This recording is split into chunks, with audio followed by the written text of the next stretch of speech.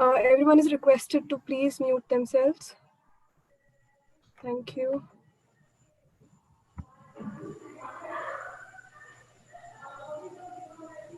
Okay, so we're gonna start. Okay. Okay. Good afternoon, everyone. Welcome to the third episode of Stethify, the official podcast of IMA MSN UP. I'm Kalash Sharma, and I'll be hosting today's session, where we're going to discuss about the future of medical students in India and how they can overcome this pandemic. Today with us, we have Dr. Rajneesh Raj Sir, President of IMA MSN UP, Dr. Rahul Anand Sir, General Secretary IMA MSN UP, Navya Jain Sir, State Co-Convener IMA MSN UP, and the entire team of Stethify. I would also like to mention Shashwat Singh, Shrivastava, Shashwat Pandey, and Harshit Chauhan, without whom this would not have been possible. Now, finally, I'd like to welcome our very special guest, Dr. Jagdish Chaturvedi, an ENT surgeon, a well-known stand-up comedian, an innovator, and an author. He has also recently written and starred in India's first medical comedy, Starting Troubles. Dr. Chaturvedi is recognized as one of the 35 innovators under 35 by MIT Technology Review 2016. I would like to thank you, sir, for giving us your valuable time for being here with us today. Happy to be here and great to see there's so many activities happening amongst all the medical students. And I'm looking forward to sharing whatever I can that can help you guys today. Thank you, sir. Now let's begin with this episode.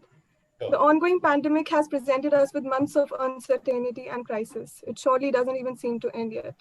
In these difficult times, academic, social, and personal lives have come to a halt. Some are stuck in their houses and some are working while risking their lives. It is obvious that in this situation, students face an utter dilemma. So we received multiple questions from medical students across the state, and we shortlisted a few for today's session. Also, we're going to take some questions from our audience in the end if we have any time left. So let's begin. So a question a student asks, you must be familiar with the regular online classes that are being conducted. How do you think that they will be reflected in the future? I think, see, online classes are going to be the future. And, I think even though this pandemic has occurred, but it's a bit timely that the pandemic has occurred at a time where internet information communication technology is quite well developed. So it's easy to adapt by continuing knowledge sharing through this. Now, for example, I was a student, who wasn't very, I wouldn't find reading textbooks very easy because sometimes I feel that when somebody writes a textbook, they have to make it look very complex to enhance the quality of the book. But whereas I love simplicity, and I used to love attending classes, and I used to write my own notes and I used to revise those. At my point, when I was a medical student, mobile phones had just come in. I look young, but I'm not as young as you might think. Mobile phones had just come in and there was no recording feature. But that time I used to think, yeah, what if I would have got a video camera and recorded this doctor's lecture, or if I missed it, I could record it. But now you can do that, right? You can actually have your own sessions, and if there is due permission, you can also record them. You can save them for revisions, and there is so much content on YouTube for medical content. You have so many well-reputed doctors teaching their classes and putting it out many times for free.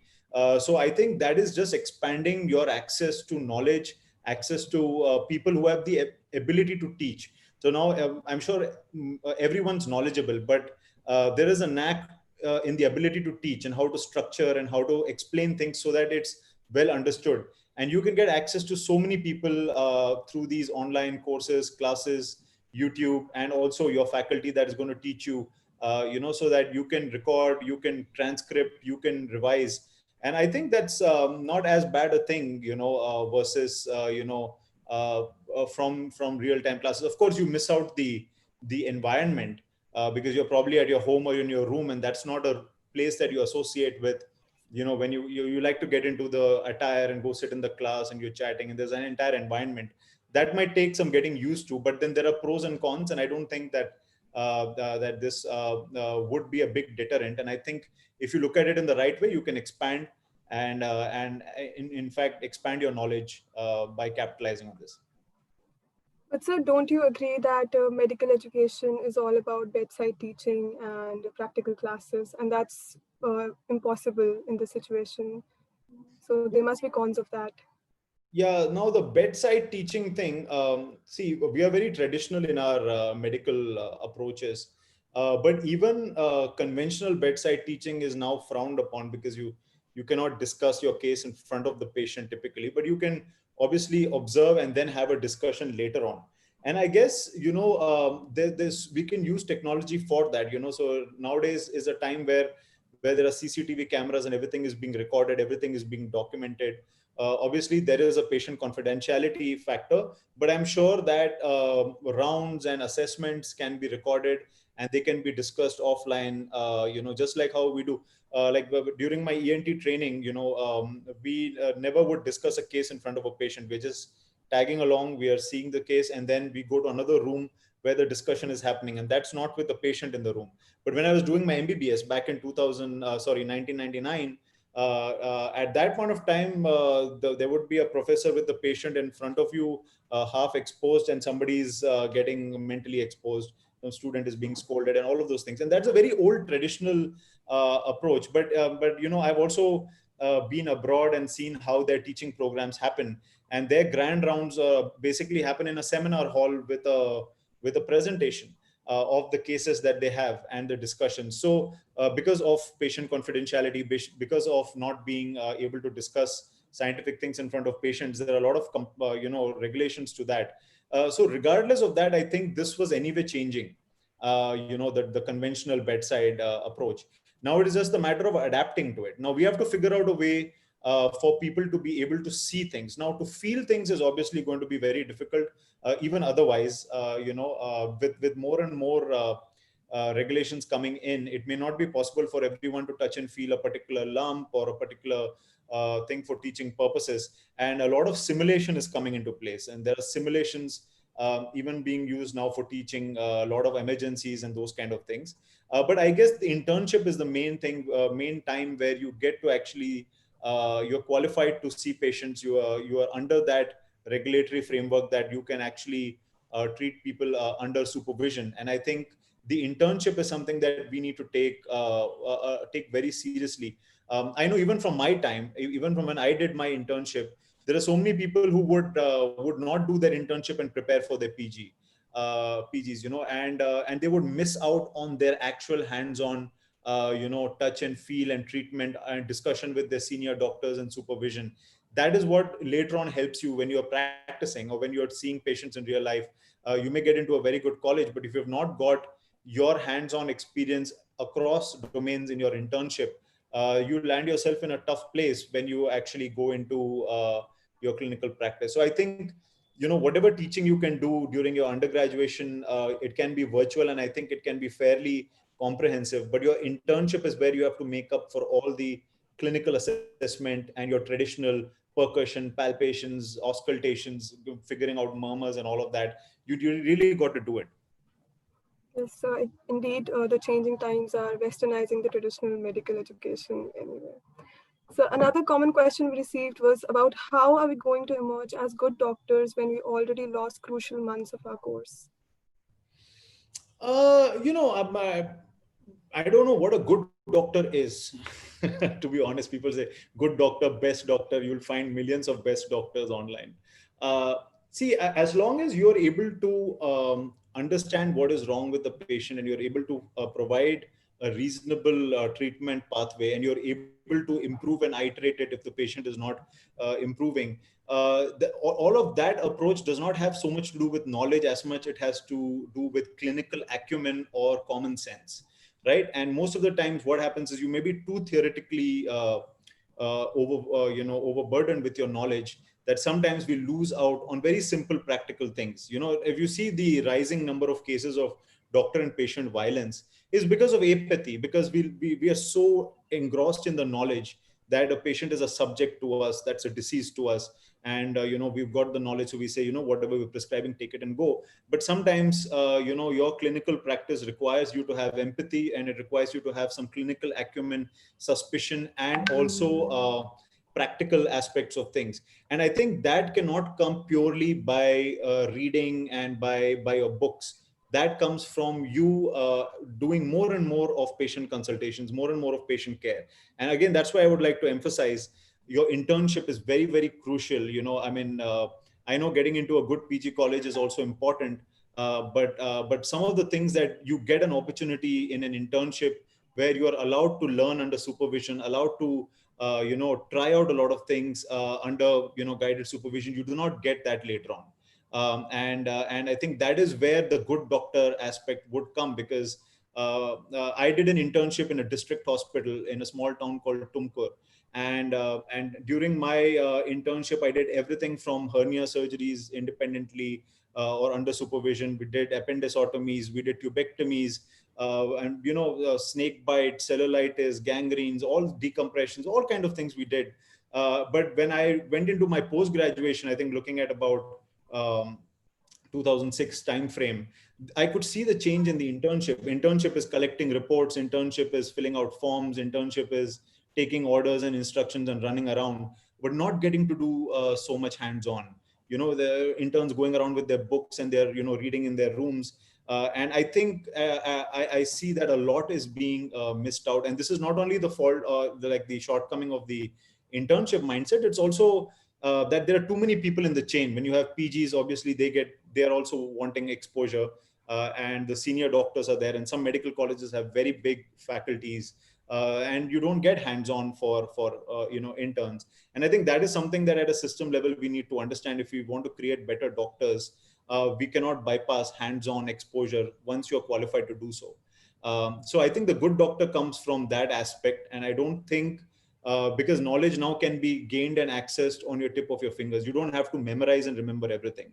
And so I do this a lot. Sometimes if a patient comes and talks about a very strange condition, I just say, I don't know. But you give me 2 minutes, I'll just look up, a chapter, or I'll just read it up in front of you, and let's just find out together what this is. And they're okay with it. They're okay with it. They're not like, oh, isko pata nahi hai, pata nahi kaise pass ho gaya. They don't think stuff like that anymore. If you just need to be honest, you just need to make sure that you are not making things up to save your situation and all of that. I think if you're just honest, and if you don't know some things, you can still gain that knowledge, access it in front of the patient also. I've done this, that sometimes I'm like, I'm not an expert in this, but I can call my colleague who does more of these kind of cases, and you bring in your colleague and ask them to help you out with it. And I think there are a lot of ways to meet knowledge gap. So I think being a good doctor is more about clinical acumen, common sense, practicality, and those things, unfortunately, if you don't practice them, and you're only verbose or by rote, that impacts how good a doctor you're going to be. Rightly said, so. So as a doctor with evidently the ability to balance work and passion, what do you suggest that the students should do right now? They should focus on work or passion? I think as human beings, we are the only animal that has the ability to think and adapt. But surprisingly, we are most comfortable when we don't have to think and adapt. We want a robotic plan. Ye karna hai, bas. Then we feel comfortable. Ye karenge, that guy got into PG, that guy got into PG by doing this. Okay, I'll also have a safe life. But I think what we need to realize now is probably we're at a time where we can't really predict what's going to happen 3 to 6 months from now, honestly. And that is a very rapidly changing trend. So, for someone, so I was born in the 1980s, and I saw the amount of change I have seen from, say, 2005 to 2020 is 10 folds more aggressive than what I saw from 1990 to 2005. You see, the 215 years have had a huge change, a rapid change. Like I saw the evolution of using a wall hanged phone to now doing a webinar with you guys sitting in the comfort of my house, right? And you can see that this is an escalating change in technology, escalating change in behavior. It is very rapid, very drastic. Nobody could have predicted that. I couldn't have predicted 2-3 months back that this is what I'm going to be doing now. My calendar had a lot of other things planned for the rest of the year. It had travels, it had surgeries, it had shows, it had a lot of things. Now it doesn't. There were 2 books in the pipeline. There was another web series in the pipeline. Everything's gone. Now we're doing something else. And I think for people who are at my stage, it's a little more difficult compared to you, because you can adapt now itself. For us, we have made commitments, and adapting is hitting our businesses, hitting our families, hitting our incomes. you are still easily moldable at this point of time if you're willing to change your mindset and realize and come to terms that now the way things are, whatever people have gone through don't really have much value. So to tried and tested paths may not work. They may have had a higher chance to work 10 years or 15 years back. But you can see the way trend is changing from people saying take a government job, get a salary and a pension. Now everyone's salaries are going, jobs are going, pensions are being deducted, and now people are moving into putting up startups, multiple investments, trying out multiple things, and that is becoming an adaptation. So you got to think and adapt. You can't get a ready answer. You have to know who you are, you have to know what your environment is, and then use this brain and think and adapt to your situation. If you're going to look for a single answer that fits all, unfortunately that doesn't work in any scope of life. You have to adapt it to yourself and see, these are my strengths. You know what a SWOT analysis you do is look at your strengths, weakness, opportunities and threats. You analyze that, use this thing, and then take your next decision. Don't look for a standard protocol flow chart. Abhi ye karega, abhi ye karega, फिर don't look for that. That may not work. That would have been made some other time. And you know how times are changing. So you can adapt. We all have the ability. We are animals that have the ability to think. The more you practice it, the more sharp you'll get in sensing trends and sensing, oh, I need to start changing the way I'm doing. And what I'm coming to is, as doctors, as medical students, now you have to expand your bracket of treating patients. It may not necessarily be the traditional way that you have thought, because our environment is not traditional anymore. And that is something that either you can be in denial, or you can start realizing that I need to now think differently because things are different outside. So the traditional way of things doesn't work anymore. May not work because the things are changing, right? Everything's changing right now. So something that worked at a very different situation, and when your situation has changed so drastically, it's very skeptical if that same thing would work. If you look at it scientifically. True, sir. So your passion for theatre and stand-up is commendable. You have been doing theatre for quite some years now. Can you tell us how you managed your time during your college days? I get this question a lot, but just think of it. I'm sure all of you during your school days, from your whatever memory of your second standard, third standard onwards till your high school, I am very positive you guys would have been either a part of a sports team, running race, you would have been doing some plays, some songs, fashion, dance. I'm sure you've done all of that while you were doing your studies, right? Something or the other, even if you are not very outgoing, I'm sure that you were part of a chess club or a book club or some debate or something. I'm sure in our schooling, everyone has played this dual thing where you grow your passion, you grow your skills while you grow your education and all of that. What happens is after the 10th and 12th, we have this thing that, oh, we have to do an exam, we cannot enjoy. No, enjoyment is taboo for exams. No. This don't go together. If I do this, it dilutes that. If I do that, it dilutes this. And we take that strong decision around our exams. And then once the exams are over, we somehow continue with that. We continue with that into our professional journeys, and people leave behind the dual life that all of us have been living. The thing that I did is, I'm kind of a rule breaker. I kind of, if somebody tells there is a path, I try to not do that. I feel like I don't want to be forced into something where people are just saying it. I want to experiment for myself and see if it works. And I saw my performance dip drastically the moment I stopped doing my extracurricular activities. I used to play cricket. I used to be a part of a lot of sports teams. And I used to do a lot of theater. I've been doing professional theater since the age of 7. And I've been doing at least 2 to 3 plays every year, large scale productions with big groups and troops. And that when I used to do that, my academic performances were satisfactory for me. I felt I was myself. I felt I was paying attention to things. I felt I was doing it. The moment that aspect started going away during my 10th and 12th, I was not who I felt I was. I felt I was changing, and I did not like that. And I just took a decision that, no, boss, whatever happens, that part of my life has to contain. It has to continue. And if that affects people, that does. And if it affects me, I do not want to have the life where I am not who I am. And once I took that decision during MBBS, also I did a lot of plays during post-graduation. My last play was in 2015, the last biggest production that I was a part of. And it really is not that different. It is just like how you were in school. Just like how you were figuring out time to do your other extracurriculars while you had a very packed, classes during the day, tuitions in the evening, or probably homework at night. There's probably lesser work now to manage these things. So it's just a mindset thing. I don't think that there is, it's very difficult to do it.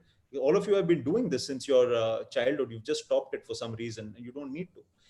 It's just that what you think that is the way to go ahead. It's like it'll impact my studies if I start having fun, and somehow fun and studies are not going together, which is a worrisome part, because for me education is fun. If I don't have fun learning, I don't do it. The reason why I like doing what I am as a doctor is because I'm passionate and I enjoy it. It's not like I make fun of it, but I enjoy it. I feel involved. I don't feel it's work. And I think anything you do should not feel like work, even if it is steady. And if you're able to do that, you will be able to do multiple things without any issues. So I hope that answers your question broadly. But sir, it also comes from the mindset of our professors, of our parents, that work and play cannot go together. That you're doing Yeah, medical and you should not do any other thing. You should just focus on your studies. yeah, So that's that true. mindset. Yeah, but for any if you want to be yourself, you are going to change your image in front of others. Now you have followed a life. I don't know whether that's who you really are or you're following because of society. But if you want to change it someday, every change will follow the 4 stages of bereavement, which is there in psychiatry. And this change of the pandemic also, we are doing that. The first is denial. कुछ नहीं यार, अरे ऐसे कर रहा है, it's a short-lived thing. Then anger, why me, why is this happening, all of that. So your society will go through those stages of bereavement. First they will deny that you are trying to do it, then they will get angry, then they will oppose you, then they will accept you. I have been through that change. Everybody who has changed a mindset or changed themselves will go through those 4 stages. You cannot bypass that. You cannot expect you're going to change the way you are and the things you're going to do and your society is just going to accept it right away. But you know that that's a process. There is a process to acceptance. We are going to accept to live with corona, and you're going to see that how that's already happening, and you're going to see that continue for the rest of the year as well. And we are going to accept to learn with any calamity, and that's how it is. Initially we all get angry, we all get frustrated, we all question, we all try to find answers, we are all in many stages of denial. Eventually we come to a stage of acceptance, and that will happen with you also. The question is, do you want to do that? Does that make you happy? Does that make you feel fine? And if you think that you are more important than anything else, you have to let the people around you go through these 4 changes. Now, the only problem is people don't know that there are these 4 stages, so they start feeling dejected. Just see that as a part of the process. It has to happen. When I started, especially during my my post-graduation time, people have already accepted me as a theater actor and a doctor, because that is something that is my profile. So they accepted it. When I started inventing, people will be like, "Oh, you're going to research? Stop doing practice. Nahi, surgeon nahi banega. You wasted a medical seat. Somebody else would have taken it." And after a point of time, now everyone's realizing, and as you can see with this COVID-19 time, doctor inventors are the ones who are probably making a big difference, big impact in patient lives. Being an inventor does not mean you have to stop your practice. Your job as a doctor is to treat patients. You can treat patients by watching them directly. You can treat patients by teaching other doctors. You can treat patients by creating technology. At the end of the day, we are all using technology as doctors. You're using a stethoscope that's made by someone. You can make it too. It helps patients. Anything that helps patients is a job of a doctor. So this mindset of, oh, only this, only that, is somehow just ingrained in our psyche. So now those same doctors who used to criticize are forming startups that I'm helping them. When I started moving into comedy, they were like, joker के पास patient कौन आएगा? अभी joker के पास बहुत सारे patient आते हैं, और जिन लोगों ने ये कहा था वो लोग भी आते हैं और शो दिलाते हैं. So it takes time. It takes some amount of time, depending upon how much you are changing. It will take time for the people around you to go through those stages and get to acceptance. Once they accept you, trust me, that stage of acceptance always comes, and then you'll suddenly feel that everything is falling into place. You just need to do what you like. That's what's important. So anyone who tries to do something offbeat like you did, they obviously are scared of the judgment they might face from people around them. How did Yeah. your family and colleagues react? I know your colleagues reacted, Joker banega ye, but how did your family react? So my family, I have never given them the expectation of anything good since my childhood. So they have very little expectations, and sometimes expectation setting is very important. And if you are yourself, you know your capabilities, then you set your expectations also accordingly. I've always been an average student, and my profile is I have flunked every class test in my entire education from first standard to 10th standard. I have failed every class test in at least one or two subjects. वो red line तो मतलब एक वो क्या होता है ना वो नजर ना लगने का एक टीका लगे जाता है. तो पेरेंट्स तो ठीक है, कभी 3 सब्जेक्ट की जगह एक में फेल हो गया तो खुश हो जाते थे. अभी तो एक में ही फेल हुआ है, 3 में नहीं हुआ है. एंड फाइनल एग्जाम में तो obviously you make a baby face, teacher will be like क्यों इसका करियर खराब करना, पास हो जाते थे. So that is something I am okay with also, because I believe effort should be in terms of what is required. And for me, I used to feel like I need to study to get to the next class. Now why do I need to get 99% for that? I can, when I can get that with that those days it used to be 35% passing. So if with 35-40% also, if I can get to the next class, that's all I need to do. So मैं उतना effort डालेगा, बाकी मैं मस्ती करेगा, you know. So that was my mindset. And I remember once, I think during 7th standard, somehow by mistake, I cleared a class test. I cleared a class test and 27 people passed and my rank was 27. There was a huge announcement. Today we have a surprise passer. This Jagdish, the first time he's passed in this history of the school in a class test. And everyone congratulated me as if like I got the first rank. And my parents threw a party, they took us out for dinner and stuff like that. And you must be wondering, yeah, for getting some 40%, why would a family do like that? And that's probably because that's the expectation I've set. And I have set an expectation of who I am, and that is what it is. You have to come to terms with it. Okay, this is how you are. This is what you're good at. This is what you're not good at. And people will start accepting you like that, and then they will keep that expectation, and you will meet that expectation because it is you. But the problem comes when you try to be someone you are not. You try extra hard to be someone you are not, and you are bound to burn out someday because that's not you, right? How long will you keep not being yourself? And at some point of time, you'll start stressing out and you'll start feeling it, showing it in your body and showing it in your lifestyle, in your irritation and in your anger. So you just have to accept, and accepting who you are and your capabilities is very important. You're going to be comfortable and jolly all the time. Then there's not much reason to be stressed out. And when you start accepting yourself, you start accepting criticism, you start accepting cynical comments, you start accepting judgments, and you're like, huh, yeah, that is, I am not good at that. And many people are not comfortable to say that, you know, you're not good at something. People don't say it, वो मुंह से निकलते नहीं है, इधर गले में अटक जाता है. To say, yeah, I'm bad at this, I failed at this, I'm not good at these kind of things. Everyone wants to show I'm good at everything. And I think somewhere that is where the path that you're going to take is going to be a stressful one, because it's hard to be someone you are not consistently. So what advice would you like to give to medical students who are just going to start out with their passion? Like they're just going to start out working towards it. Try and experiment. Legal things only. Don't try illegal things. I'm just putting a caveat there. But try and experiment everything you think you can legally follow as your passion. You have to try to know. The only way you will know what you're good at or what you're not good at is by trying. And let me tell you, you may be knowing me as a stand-up comedian or whatever, author or innovator or a doctor, but I have tried so many more things, and only these 4 or 5 things have worked. And I'm absolutely comfortable with failing, because once you start getting into the trying and analyzing mode, you do a lot. Like I've been a part of a rock band. I played the lead guitar, played the bass guitar, played the drums. I was bad at all of them. I used to try singing. I was banned from speaking for weeks. I have tried a lot of sports. I have tried, football, and my teams used to lose. I got out of there. I started playing cricket. My teams used to lose. I got out of there. I started playing all sorts of instruments. Now I've picked a ukulele. I'm playing a ukulele. Not very good at it, but I'm playing the cajon, you know, that drum bass thing which you sit and you do. I'm picking up skills in that. I've tried magic. I'm someone who likes to try a lot of things. And let me tell you, 95% of them don't work. 95% of the time I learn, yeah, try kiya, but I'm not getting the natural intuition to it. And I started comedy also like that. I was, like I told you, I was doing plays till 2015. I'm extremely comfortable doing scripts, plays, directions on stage. I'm very, very comfortable on stage. But what I was not able to do, because I had a very tight schedule, I wasn't able to commit to rehearsals, which is a very, very important thing for theater. Rehearsals is like a team effort. Your director, your co-actors, everyone's there, and you rehearse for 2 months, 1.5, 2 months for a 1 hour play, right?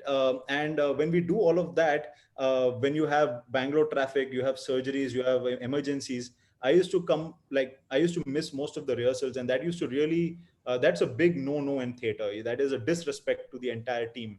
And I was banned from the circuit, and I've shared that in my web series also. And I started moving to smaller formats. I did improv for 1 year. I did shorter plays. Nothing stopped. I mean, nothing had a thing that you cannot have team rehearsals. Then stand-up comedy, someone suggested, is like, here the team aspect goes. आप rehearsal अपने आप कर सकते हो, लिख अपने आप सकते हो, स्टेज पे जाके you can perform. Zero rehearsals with other people. And I was like, that was a very strong positive point for me to try it. And I just tried in one show, and I released the videos on YouTube to see feedback.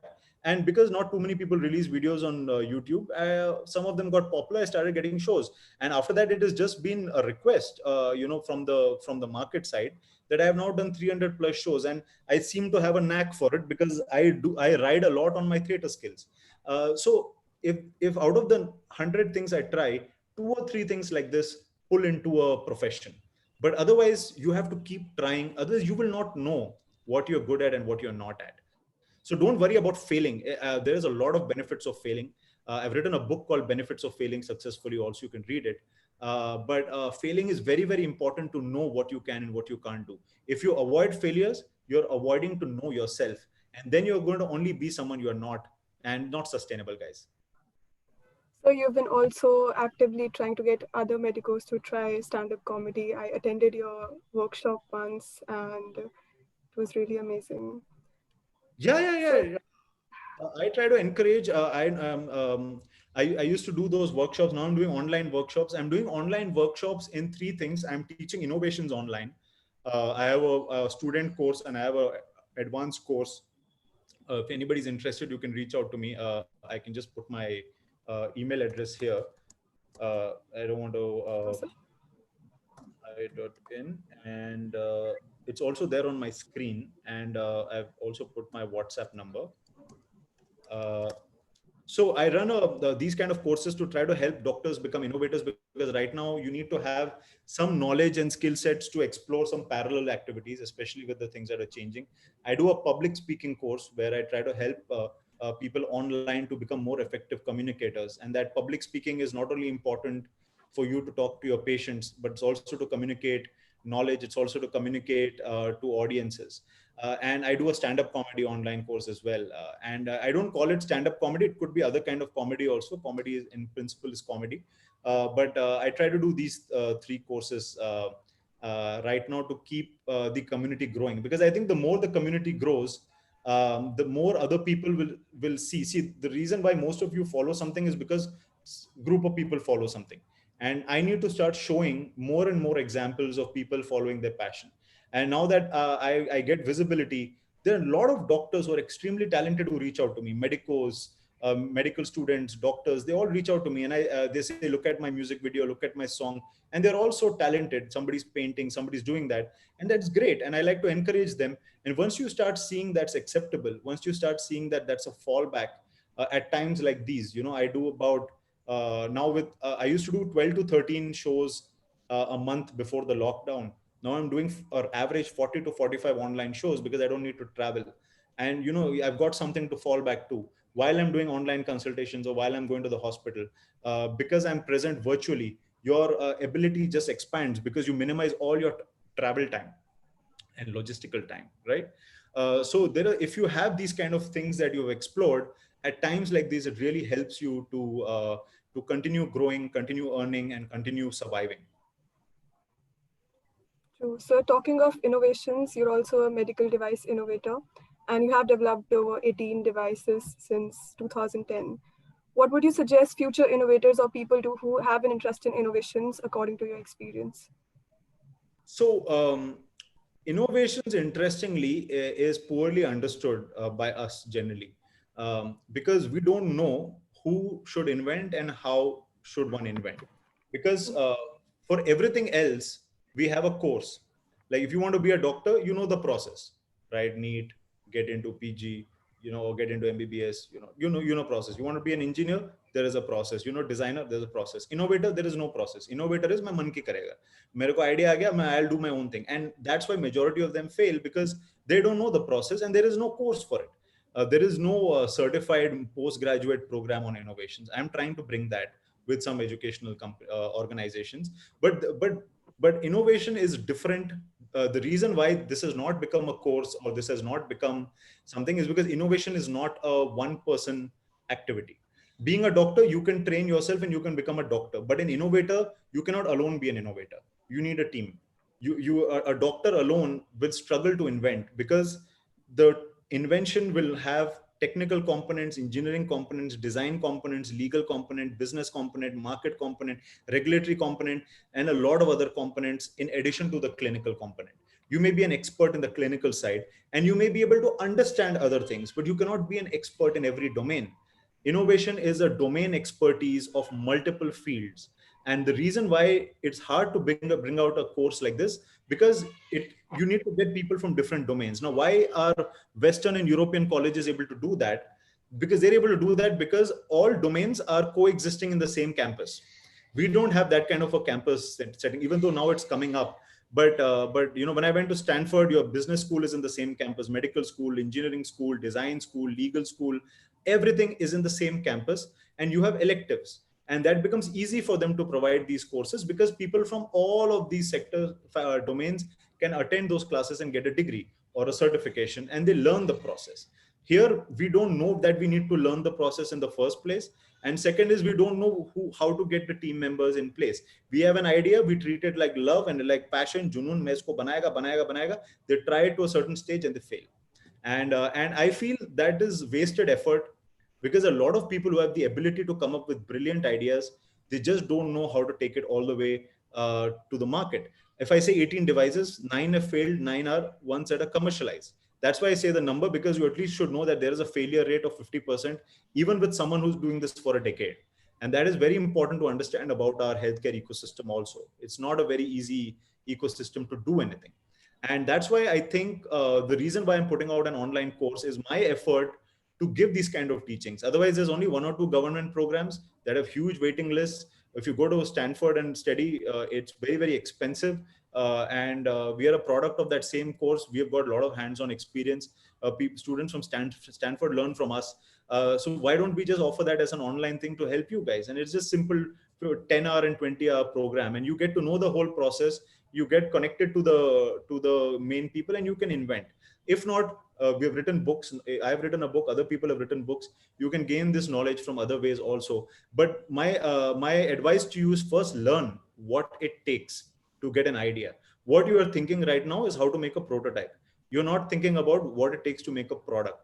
And there is a big difference in that. A prototype is like, it is just this metal. I bend it. No, I get it made. No, it is done. That is prototype.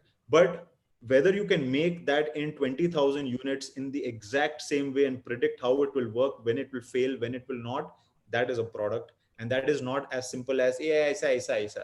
Even to make a needle, making a syringe, which you might think, the 50 paisa ka plastic hai, needle hai, isko aisa jodne ka. It is not like that. It is almost a 20 crore development to make needles, because it's a drug delivery device, and it has been standardized for decades. And that's why manufacturing companies are able to make it at such volumes. But it is not about the material and the angle and all of that. There is a whole process involved, and you need to first know the process. Just like before treating patients, if you don't undergo medicine, you're called a quack. Similarly, if you start inventing without knowing the process, you are a...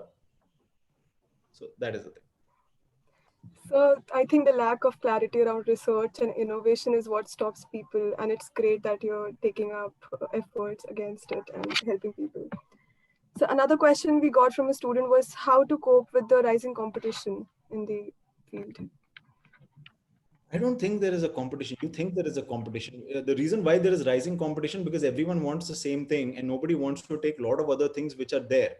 But the only reason why you're not taking that is because nobody else is taking it. It's not because you've evaluated the opportunities in that. There are so many other things that you can do as a doctor and as a medical student. You can get into all sorts of domains. I'm not saying just research or innovations.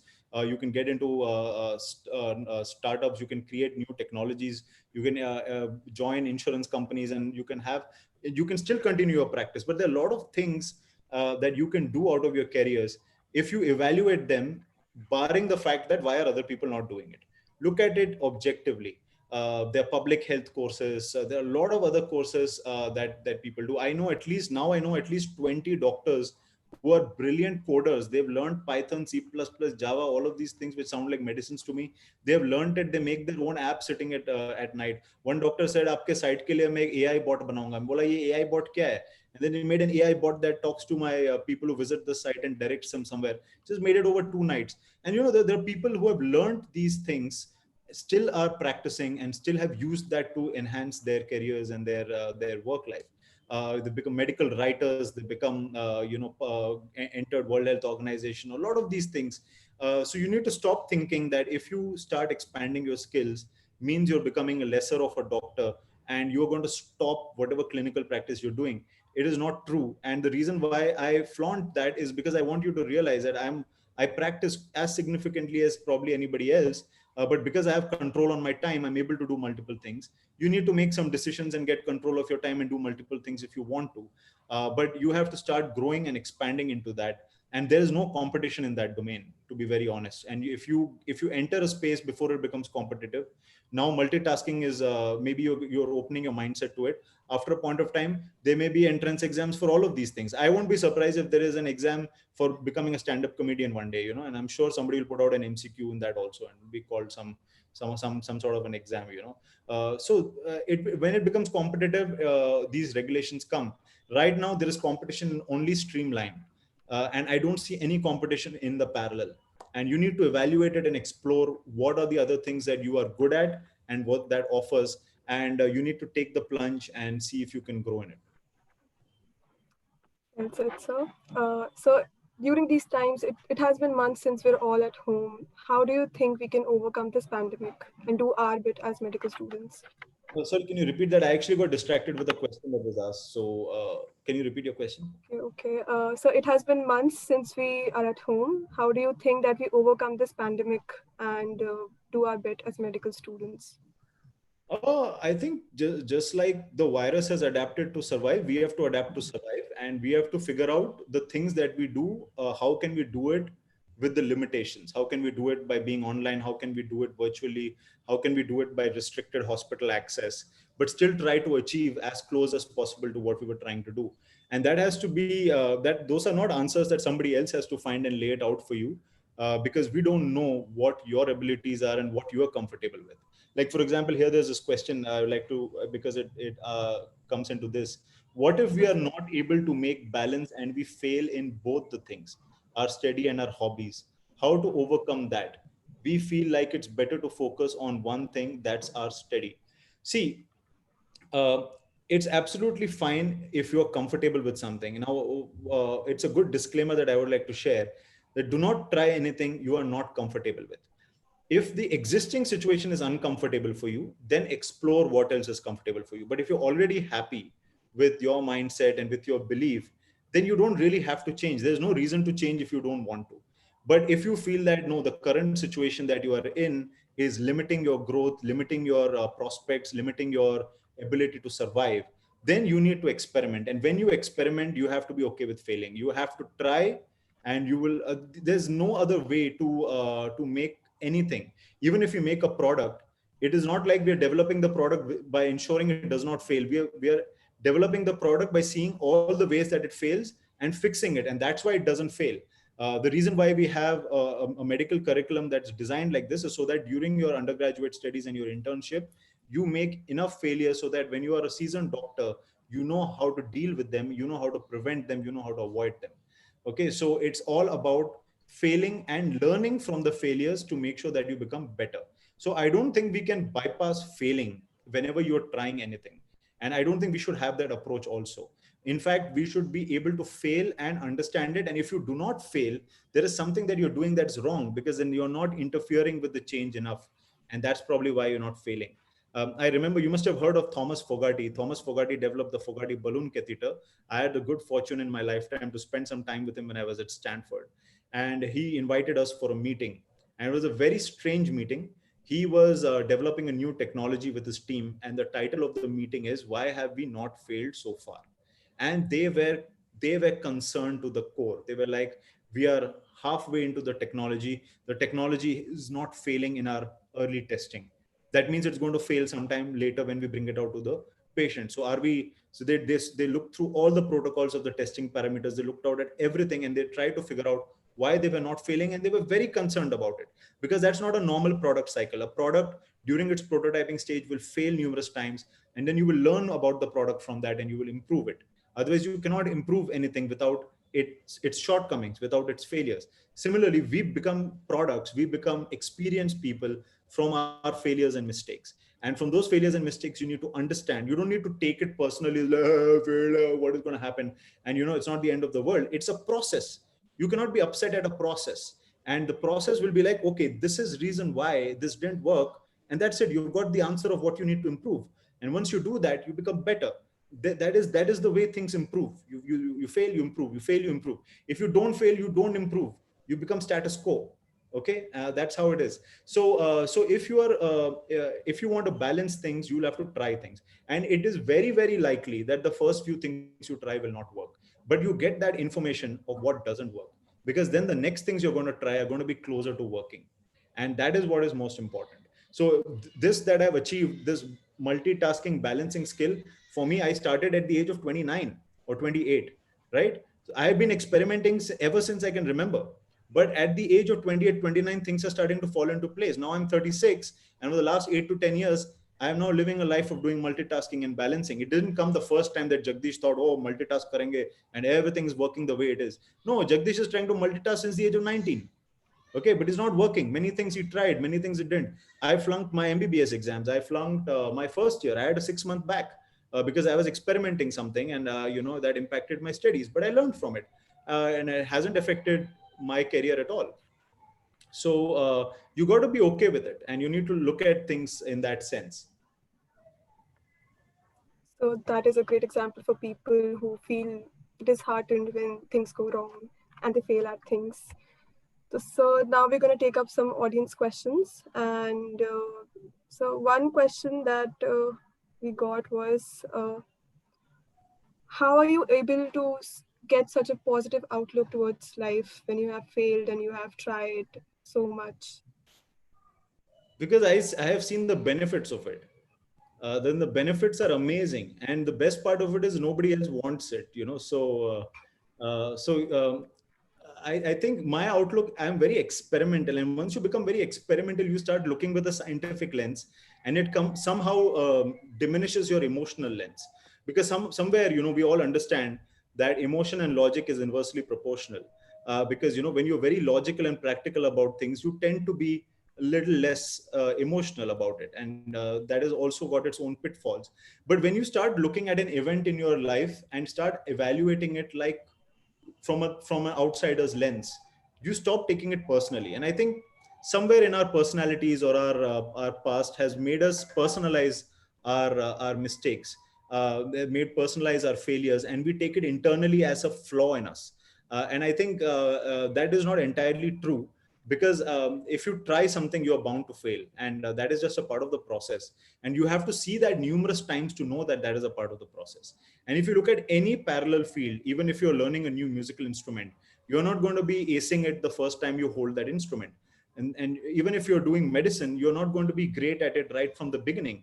You may have the knowledge, but when you start seeing patients, you'll realize, oh, I should have seen this patient differently, or this patient I tried treated did not recover. And then you need to understand why the patient did not recover. Otherwise, you'll keep doing the same thing, and patients are not going to benefit from you. And that's how you're going to improve, right? So there has to be an open acceptance of failures and mistakes. That is very, very critical, for you to do that. And I think that is what can make. What was the question again, Kalash? I kept talking. I forgot what the question was. How do you maintain such a positive outlook towards Positive everything? outlook is because see, I forgot and I just asked, was it such a terrible thing? You may think that you may judge, ये सब भूल जाता है क्या है, I'm distracted with multiple things, I get carried away, but I know that is who I am, and I just asked, so you got to be okay with yourself, and when you are genuine and you're okay with yourself, people who like you will still like you, and people who don't like you will not like you, regardless of whatever you do. You keep impressing them, and that's just basically the way it is. There are references in people's mind. Some things you like, some things you don't. So you need to not worry so much about what people say. Allow them to have the phase of acceptance, allow them to have the phase of all of those things, and keep experimenting and trying. And positive outlook comes when you look at it a little scientifically, look at it analytically, try to dissect what happens. It may be a very painful thing. You may have done something that has affected a life or that has affected something. It'd be very painful to revisit it, but that's the healing process. If you are able to see what went wrong in what you did and how you could improve it.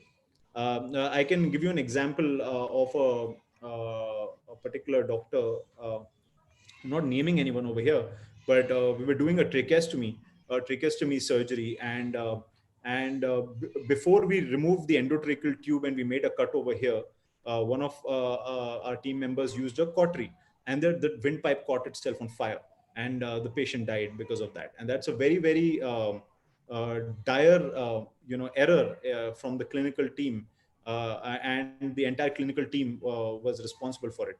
But there were so many important lessons that we learned.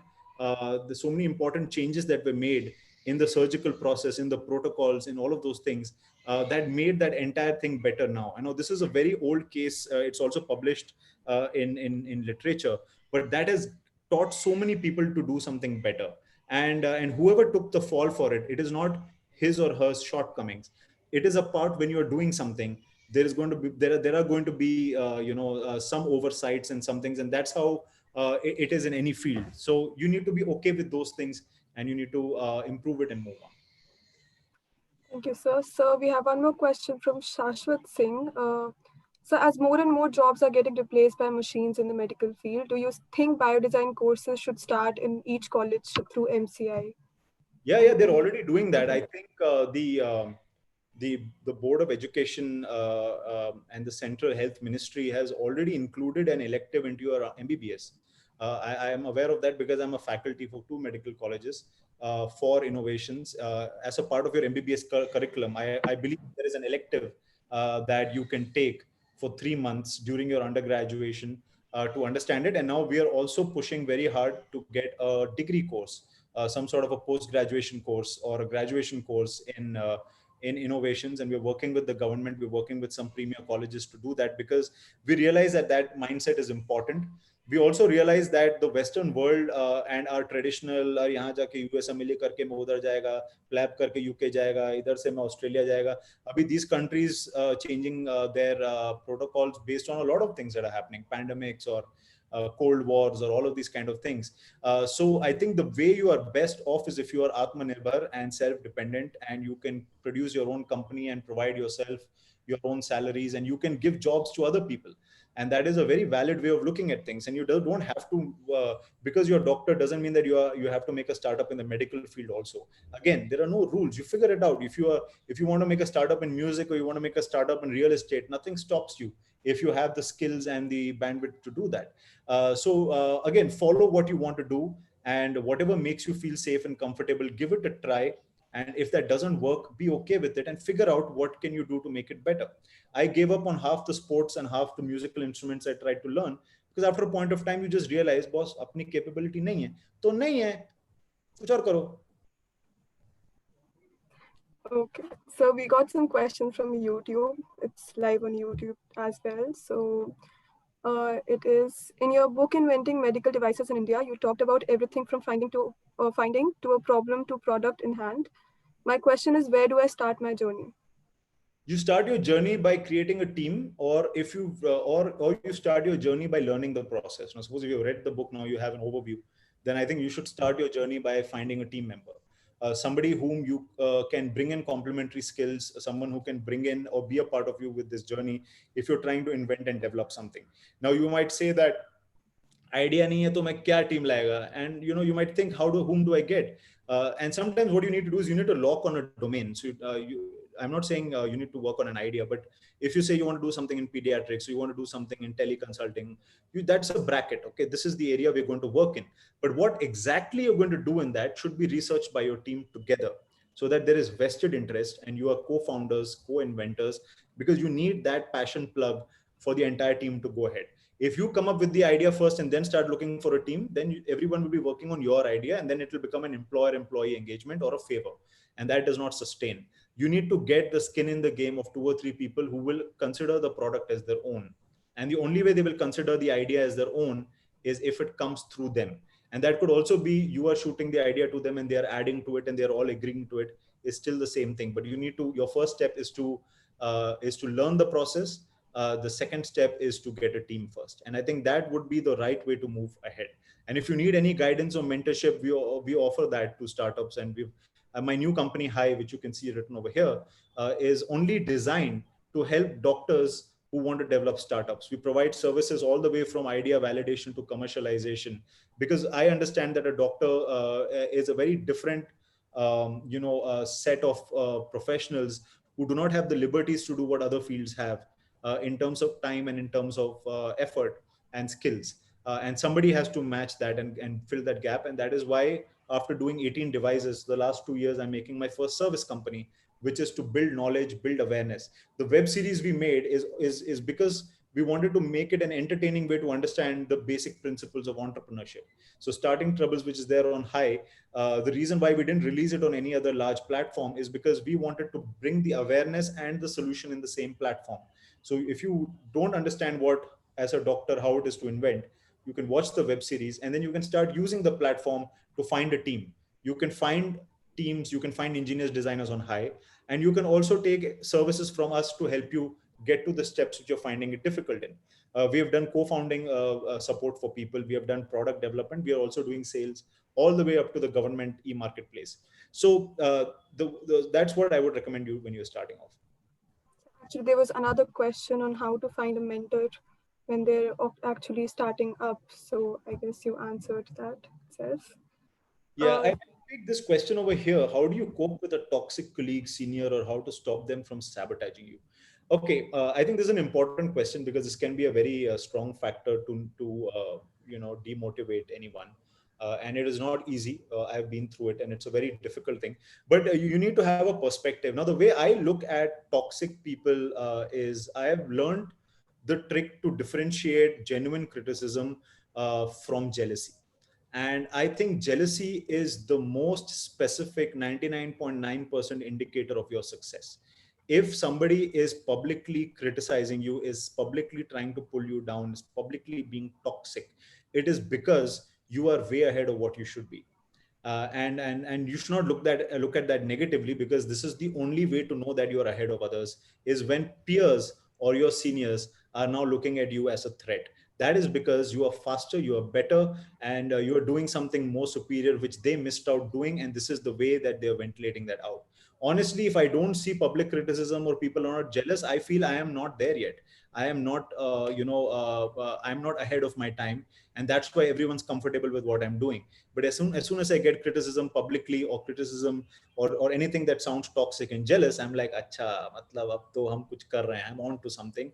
Inki jal rahi hai. So and that is, if you look at it that way, you can really progress much quicker rather than taking it personally. And the trick to differentiate between genuine criticism and criticism from jealousy is in the format in which the criticism is being made. Anything that is done publicly is always, I would assume, a sign of jealousy. But if anything that is done privately, like for example, if somebody gives you a criticism alone, somebody gives you a criticism by writing an email, or writing it to you directly and not flaunting it to a public domain, then they probably just want you to know that. And you should take that with that face value, take it with a pinch of salt. And if somebody has chosen not to make it public and tell you directly, there is an element of care there, and there is an element of concern there, and you should take that feedback a little more seriously and see if you can improve on that.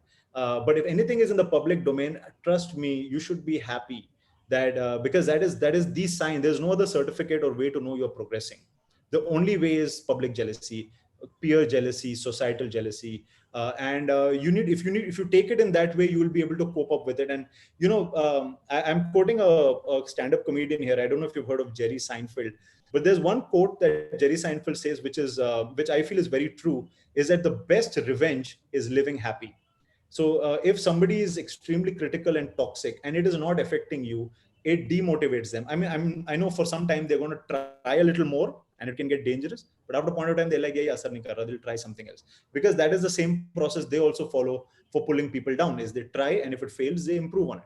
And that's the way everything works. So you got to figure out a way of how to do that, and also plan and prepare your, how you can be safe, keep your peers, keep your families alerted, take the adequate steps. Do not hesitate to complain to higher authorities, and do not hesitate to make it public, because your response to make it public is also a retaliation of someone's toxic thing.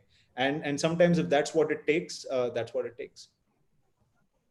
Very well, sir. So we have a coordinator who has a question. Hello, sir. I'm Shashwat Singh. Hi, hi, hi. Sir, I would like to ask, as more and more jobs are getting replaced by machines, so do you think that can happen in medical field too? Like I read an article, government is setting up some medical ATMs, maybe not in for every doctor, but like in surgery and many things. Yeah, I think, see, that is something that is going to happen. And just like our existing situation of human intervention has its also have its pros and cons. I personally don't believe that it will replace the doctors or the healthcare professionals. I think it will add some protection to them. It will add some more safety and efficacy and accuracy. But I think the people at the back who are going to control these, who are going to regulate these, who are going to approve these, are all going to be from the medical fraternity. And I think these technologies are going to be largely assistive and not replacing. Because even today, if you look at parallel fields which have automation, it does not eliminate human intervention. You don't have an aircraft that flies without a pilot, even though 95% of the airplane journey is automated. You still have two human beings sitting there who are paid well, who are doing their expert job, while controlling a machine that is largely automated. And if you look at parallels of technology, wherever automation has occurred, it has not replaced human resources and manpower. It has made things safer, it has made things more accurate, and it has assisted. And that's what is going to happen with healthcare as well, particularly in healthcare, because it is not black and white. Flying an aeroplane is pretty much black and white. It's all aerodynamics and science. Human body is so complicated that there's probably no algorithm for a robot or an artificial intelligence. I don't know the amount of machine learning it will take for them to understand the practicality, the clinical acumen, and the common sense, right? And so I don't think it is a threat, but I definitely feel it can have benefits if it is used in the right way. And just like every technology, everything can be a weapon, everything can be a benefit. There has to be a regulation for it, and regulatories are kicking in. The Indian regulatory system is also kicking in, and it can make practice better. It can help in scale up.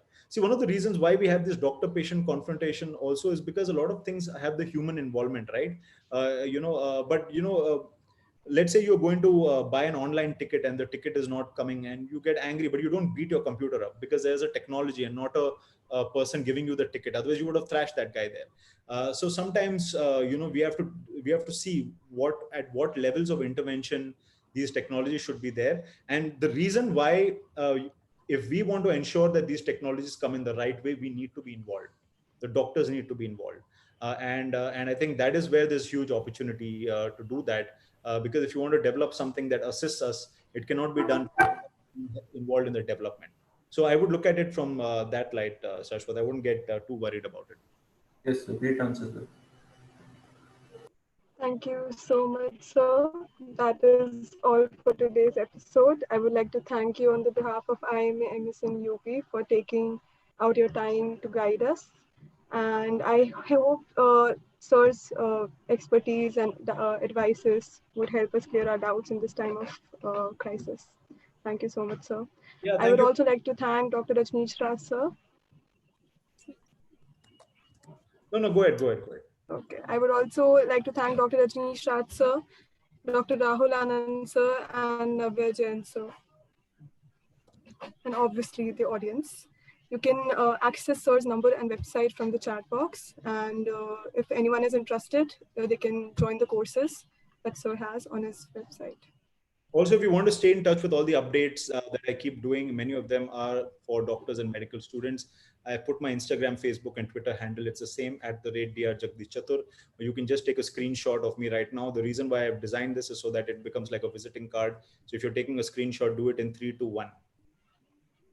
All right. Thank you, guys. You get all my Thank you details. so much, sir. Bye. Yes, sir. Thank you, sir.